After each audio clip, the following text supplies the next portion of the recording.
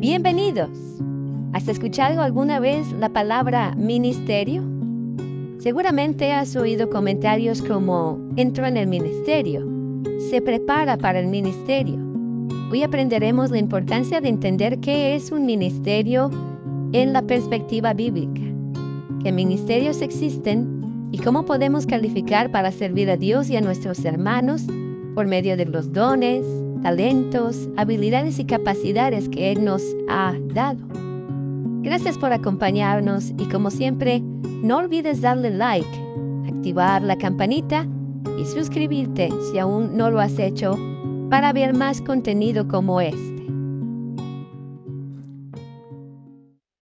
El término ministerio, cuando se emplea en la Biblia, se traduce de la palabra griega diakoneo, que significa servir. En el Nuevo Testamento, el ministerio es visto como un servicio a Dios y a otras personas en su nombre. Jesús brindó el modelo para el ministerio cristiano y dejó en claro que Él no vino a recibir el servicio, sino a darlo. En Mateo 20:28, Él expresó estas palabras: el Hijo del Hombre no vino para ser servido, sino para servir y para dar su vida en rescate por muchos. Hoy abordaremos dos puntos esenciales derivados de este tema: qué es un ministerio y cuáles son los que menciona la Biblia. Y número dos, ¿quién califica para el ministerio? Si estás preparado, trae tu Biblia, ábrela en el Evangelio según San Juan, capítulo 13, y leemos lo siguiente. Verso 1 en adelante. Antes de la fiesta de la Pascua, sabiendo Jesús que su hora había llegado, como había amado a los suyos que estaban en el mundo, así los amó hasta el final. El verso 2 dice que estaban en la cena y Jesús sabía que el diablo ya había puesto en el corazón de Judas Iscariote de traicionarlo. Sabía que todo esto iba a suceder y sin embargo, dice el verso 4, se levantó de la cena, se quitó su manto, tomó una toalla y se la ciñó. Después puso agua en un lebrillo y comenzó a lavar los pies de sus discípulos, a enjugarlos con la toalla con que estaba ceñido. Pedro se desconcertó y dice en el verso 6, ¿tú me lavas los pies a mí? Jesús le respondió y le dijo, lo que yo hago, tú no lo comprendes ahora, pero lo entenderás después. Pedro se negó nuevamente a que Jesús le lavara los pies. Entonces el Señor le contestó, si no te lavare, no tendrás parte conmigo. Pedro entonces entendió que no solo eran los pies, sino toda su vida la que necesitaba limpieza. Jesús dijo esto, el que está lavado no necesita más que lavarse los pies, pues está todo limpio. Ustedes ya han sido limpiados, aunque no todos, refiriéndose al que lo había de entregar. Después en el verso 12, se sienta nuevamente a la mesa y les pregunta, ¿entienden lo que hice? Saben, ustedes me llaman maestro y señor y tienen razón. Pero si yo, siendo el Señor y el Maestro, les he lavado a ustedes los pies, ustedes también deben lavarse los pies los unos a los otros, porque ejemplo les he dado para que como yo lo he hecho, ustedes también lo hagan. Si hacen estas cosas, dijo el Señor, serán bienaventurados. La Biblia entonces nos deja en claro, por medio del ejemplo del Señor Jesús, que el servicio es un privilegio y así lo debemos entender y practicar. Lo hacemos por amor y por gratitud y lo hacemos entendiendo la causa por la cual debemos hacerlo. El punto número 1 de esta charla es identificar los ministerios mencionados en la Biblia. Para eso iremos a la carta a los Efesios, capítulo 4, versos del 11 en adelante. Pablo escribe, él mismo constituyó a unos apóstoles, a otros profetas, a otros evangelistas, a otros pastores y maestros, a fin de perfeccionar a los santos para la obra del ministerio, para la edificación del cuerpo de Cristo, hasta que todos lleguemos a la unidad de la fe y del conocimiento del Hijo de Dios, a un varón perfecto, a la medida de la estatura de la plenitud de Cristo.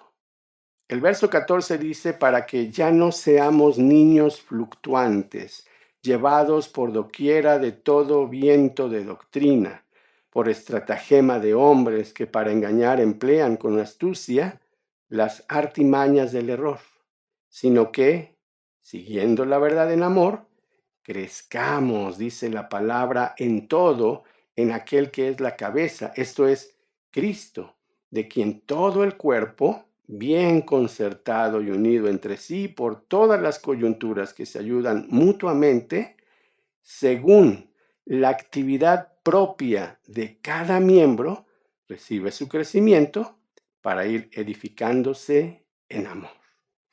Los ministerios en la Biblia tienen un propósito y un objetivo. Existen para que seamos perfeccionados como creyentes y parte del cuerpo de Cristo. Tal vez la palabra perfección no es algo con lo que todos estemos familiarizados y tal vez, viéndonos en honestidad, no nos sintamos tan perfectos. Definitivamente en la Biblia, perfección no quiere decir sin errores o fallas. Más bien tiene el sentido de expresar algo que no está incompleto. Es decir, perfección quiere decir que no le falta nada. Dios trabajará en tu vida y en mi vida para desarrollar todos los recursos que nos ha dado, puestos a su servicio para que podamos edificar a otros, animar a otros, guiar a otros, fundamentar en la fe a otros y ayudar al crecimiento de otros. Somos miembros de un cuerpo y un cuerpo no funciona sin sus miembros. Es importante entonces que entendamos esta parte porque es básica. La iglesia requiere que las personas pasen de espectadoras a protagonistas, entendiendo el llamado que Dios nos hace a todos a servirlo. Es importante entonces que sí exista un llamado para servir al Señor. Es importante que lo hagamos por la motivación correcta, por amor y por gratitud. Ministrar implica dar a otros lo que tenemos, y es obvio que nadie puede dar lo que no tiene. Si no tienes un llamado, no puedes entrar al ministerio, o no deberías hacerlo. Si no tienes carga, es decir, si no te interesa o te importa, si no tienes deseos o ganas de servir, no debes hacerlo. Sin embargo, déjame dejarte este pensamiento. Y estoy hablando y dirigiéndome básicamente a personas cristianas que han nacido de nuevo y que deben entender cuál es su propósito en la vida de fe. Es una condición muy preocupante cuando algunas personas permanentemente dicen que ese no es su llamado, que no tienen tiempo, que no saben cómo poder hacerlo o que lo darán posteriormente, cuando estén menos presionados. En la primera carta del apóstol Pablo a Timoteo, en el capítulo 3 y los versos del 1 al 8, se describe el perfil o los requisitos para un obispo. Obispo es una palabra intimidante para algunos y literalmente significa, traducida del griego original, un supervisor, aunque también es aplicable a las funciones que debe realizar un pastor o un anciano. La palabra de Dios dice así, primera carta de Timoteo 3, versículos del 1 al 8. Palabra fiel, si alguno anhela el obispado, buena obra desea. También lo podríamos leer de esta forma. Si alguno anhela servir a Dios como pastor o anciano, es un buen deseo el suyo. Pero es necesario que esa persona sea irreprensible. Y habla de los distintivos claros para ser pastor anciano en la Biblia. Que sea marido de una sola mujer, sobrio, prudente, decoroso, hospedador, apto para enseñar, no dado al vino, no pendenciero, no codicioso de ganancias deshonestas, sino amable, apacible, que no sea avaro, que gobierne bien su casa, que tenga a sus hijos en sujeción con toda honestidad. Dice el verso 5, ¿cómo podría gobernar la iglesia si no puede gobernar su propia casa? El verso 6 enfatiza esta parte. No debe ser una persona neófita, o sea, un nuevo o recién convertido. Es importante que aunque haya el deseo y el ánimo de servir, también haya la preparación, el crecimiento y la madurez. De lo contrario, dice la Escritura, podría envanecerse esa persona y caer en la condenación del diablo. Otro perfil distintivo para el servicio es un buen testimonio de los de afuera, para que no caiga en descrédito y en lazo del diablo. Pablo continúa hablando de la forma de servir a Dios como un diácono, y esa palabra significa literalmente un servidor, un ayudante en la iglesia. Dice Pablo que los diáconos deben ser honestos, sin doblez, no dados a mucho vino, no codiciosos de ganancias deshonestas, y que guarden el misterio de la fe con limpia conciencia. Del verso 1 al 8 habló de los requisitos del obispo, pastor o anciano, y a partir del 8 al 13, Pablo describe los diáconos y sus características o perfil. Hay algo que es diferente o complementario a lo que se mencionó al perfil de los pastores o ancianos. Dice el verso 10 que los diáconos deben ser sometidos a prueba primero y entonces ejerzan el diaconado si son irreprensibles. Esta palabra también se empleó en la idea anterior y tiene la intención de que nosotros tengamos claro que no se trata solamente de habilidades o destrezas, sino de estar aptos para el servicio desde la perspectiva de Dios. Otro punto interesante es que los diáconos pueden ser mujeres. Dice el verso 11, las mujeres asimismo sean honestas, no calumniadoras, sobrias, fieles en todo.